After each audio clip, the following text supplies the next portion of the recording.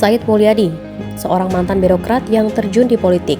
Baru-baru ini Said Mulyadi menerima penghargaan SMSI Award 2023 untuk kategori pasangan kepala daerah serasi dan inspiratif. Penghargaan itu dia terima pada malam anugerah SMSI Aceh Award 2023 di Parsat Gayo Petro Hotel pada Senin malam 8 Mei 2023. Penghargaan yang diserahkan oleh Ketua SMSI Pusat Firdaus didampingi Ketua SMSI Aceh Alid NL itu menjadi bukti nyata atas kinerja dan dedikasi terbaik Said Mulyadi. Sebagai Wakil Bupati Pidijaya, Said Mulyadi telah memberikan kontribusi besar dalam kepemimpinan Bupati Ayub Abbas di Pidijaya. Penghargaan ini merupakan apresiasi atas dedikasinya dalam membangun harmonisasi dan kolaborasi untuk kemajuan di kabupaten tersebut.